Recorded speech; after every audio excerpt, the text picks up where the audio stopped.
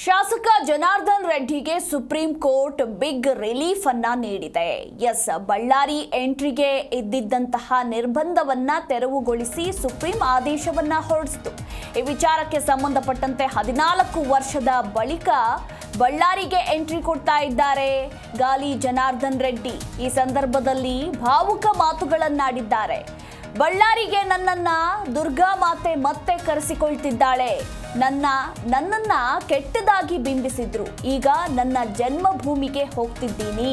ನನ್ನ ಕೊನೆ ಉಸಿರು ಕೂಡ ಬಳ್ಳಾರಿಯಲ್ಲೇ ಬಿಡಬೇಕು ಅನ್ನೋ ಆಸೆ ನನಗಿದೆ. ಮೊದಲು ಗಂಗಾವತಿಗೆ ಹೋಗಿ ಆಂಜನೇಯ ದರ್ಶನ ಪಡಿತೀನಿ. ಇನ್ನು ಗುರುವಾರ ಬೆಳಗ್ಗೆ ನವರಾತ್ರಿಯ ಮೊದಲ ದಿನ ಬಳ್ಳಾರಿಗೆ ಹೋಗ್ತೀನಿ.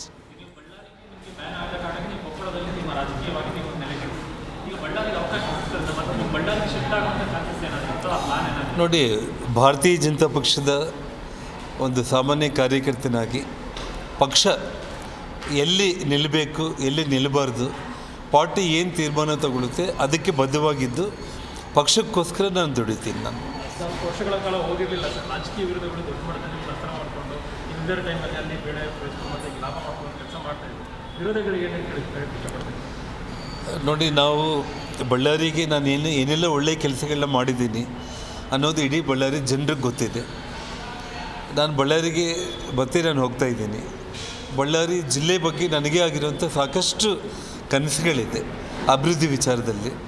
ಸನ್ಮಾನ್ಯ ಯಡಿಯೂರಪ್ಪನವರು ಮುಖ್ಯಮಂತ್ರಿ ಆಗಿದ್ದಾಗ, ನಾನು ಮಂತ್ರಿ ಆಗಿದ್ದಾಗ ಆಗಿರೋ ಅಭಿವೃದ್ಧಿ ಕೆಲಸಗಳು ಬಿಟ್ಟರೆ ಎಷ್ಟು ವರ್ಷಗಳು ಕೂಡ ಮತ್ತೆ ದೊಡ್ಡ ಪ್ರಮಾಣದ ಅಭಿವೃದ್ಧಿ ಕೆಲಸಗಳು ಆಗಲಿಲ್ಲ.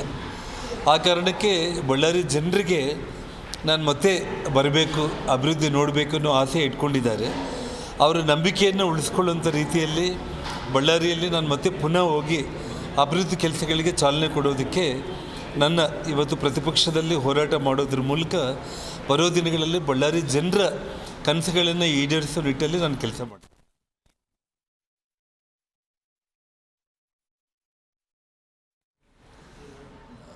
ಸಾಕ್ಷಾತ್ ಶ್ರೀಮನ್ನಾರಾಯಣ ಶ್ರೀರಾಮಚಂದ್ರನ ನಾವು ನೆನೆಸ್ಕೊಳ್ತೀವಿ. ನಾವು ಅಂದರೆ ಅಂಥ ಶ್ರೀ ಮಹಾವಿಷ್ಣುವಿಗೆ ಕಷ್ಟ ತಪ್ಪಿಲ್ಲ ಅಂತಂದರೆ ನಾವು ಯಾವ ಲೆಕ್ಕಕ್ಕೆ ಅಂತೇಳಿ.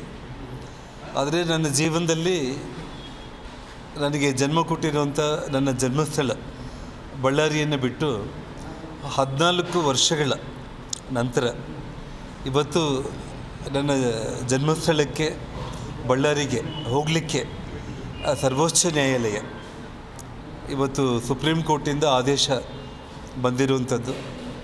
ನನಗೆ ನಿಜವಾಗ್ಲೂ ಕೂಡ ಅದು ನನಗೆ ಯಾವ ರೀತಿ ಹೇಳಬೇಕು ಅನ್ನೋದಕ್ಕೂ ಕೂಡ ನನ್ನ ಕೈಲೇ ಆಗ್ತಾಯಿಲ್ಲ. ನನ್ನ ಇಡೀ ಜೀವನದಲ್ಲಿ ನನ್ನ ಕೊನೆಯ ಉಸಿರು ಇರೋವರೆಗೂ ಕೂಡ ನನ್ನ ಕೊನೆಯ ಉಸಿರನ್ನು ಕೂಡ ಬಳ್ಳಾರಿಯಲ್ಲೇ ನಾನು ನನ್ನ ಕೊನೆಯ ಉಸಿರು ಎಳೀಬೇಕು ಅನ್ನೋಂಥ ಒಂದು ಆಸೆ ನನ್ನೊಬ್ಬನಿಗೆ ಅಂತೆಲ್ಲ, ಯಾರಿಗಾದರೂ ಕೂಡ ಹುಟ್ಟಿದ ಜನ್ಮಸ್ಥಳ ಅನ್ನೋದು ಬಹಳ ಮುಖ್ಯ.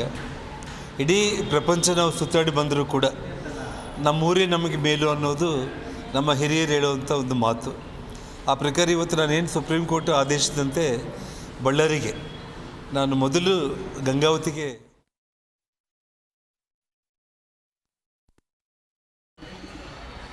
ನೋಡಿ, ನಾನು ಶ್ರೀಮತಿ, ಮಗಳು, ಅಳಿಯ, ಮೊಮ್ಮಕ್ಕಳು ಎಲ್ಲರೂ ಕೂಡ ಟಿ ವಿ ಮುಂದೆನೇ ಕುಂತಿದ್ದೀವಿ. ಸೊ ಸುಪ್ರೀಂ ಕೋರ್ಟ್ ಪ್ರೊಸೀಡಿಂಗ್ಸನ್ನು ನಾವಿವತ್ತು ಫಾಲೋ ಮಾಡ್ತಾಯಿದ್ದೀವಿ. ವಿಷಯ ಗೊತ್ತಾದ ತಕ್ಷಣ ನಾನು ಯಾವೊಬ್ಬ ನನ್ನ 2ನೇ ಮೊಮ್ಮಗಳು ಹುಟ್ಟಿದ ತಕ್ಷಣ ಬಳ್ಳಾರಿಯಿಂದ ಹೊರಗಡೆ ಬರಬೇಕಾಯಿತು. ಆವತ್ತು ದುಃಖ ಆಗಿತ್ತು ನನಗೆ ಹೊರಗಡೆ ಬರುವಂಥ ಸಂದರ್ಭದಲ್ಲಿ. ಸೊ ಇವತ್ತು ಒಂದು ಖುಷಿ. ಆ ತಾಯಿ ದುರ್ಗಾದೇವಿ ನವರಾತ್ರಿಗಳು.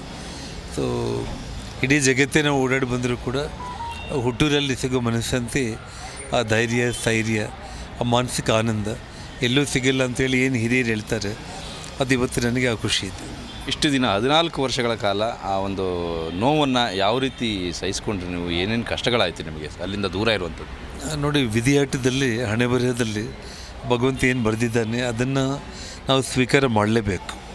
ಅದಕ್ಕೆ ಎದುರೋಗ್ಲಿಕ್ಕೆ ಯಾರ ಕೈಲೂ ಕೂಡ ಆಗಲ್ಲ ಸರ್.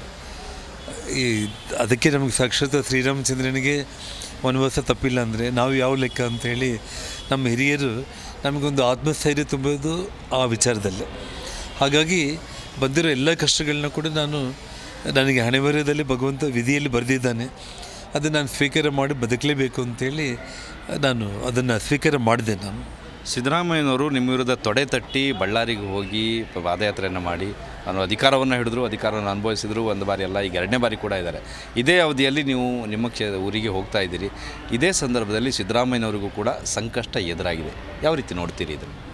ನಾನು ಒಂದೇ ಮಾತಲ್ಲಿ ಎಲ್ಲರಿಗೂ ಹೇಳಿದಾಗೇ ಕರ್ಮದ ಫಲ ಅಂತ ನಾನು ಹೇಳ್ತೀನಿ. ನೀವೇ ಆಗಲಿ, ನಾನಾಗಲಿ, ಯಾರಿಗಾದರೂ ಕೂಡ ಅಂದರೆ ಒಂದು ನಮ್ಮ ಸ್ವಾರ್ಥಕ್ಕೋಸ್ಕರ, ಅಧಿಕಾರಕ್ಕೋಸ್ಕರ, ಒಳ್ಳೆಯವರಿಗೂ ಅಥವಾ ಸಮಾಜದಲ್ಲಿ ಯಾರೋ ಒಬ್ಬರನ್ನ ನಾವು ಅಂತ್ಯಗೊಳಿಸಬೇಕು ಅಂತೇಳಿ ಒಂದು ಹಠ ಇಟ್ಕೊಂಡು, ಒಂದು ಸ್ವಾರ್ಥ ಇಟ್ಕೊಂಡು ನಾವೇನು ಬದುಕ್ತೀವಲ್ಲ, ಅದನ್ನು ಭಗವಂತ ಒಪ್ಪಲ್ಲ. ಸೊ ಆ ಕರ್ಮದ ಫಲ ವಾಪಸ್ ನಾವು ಅನುಭವಿಸಲೇಬೇಕು.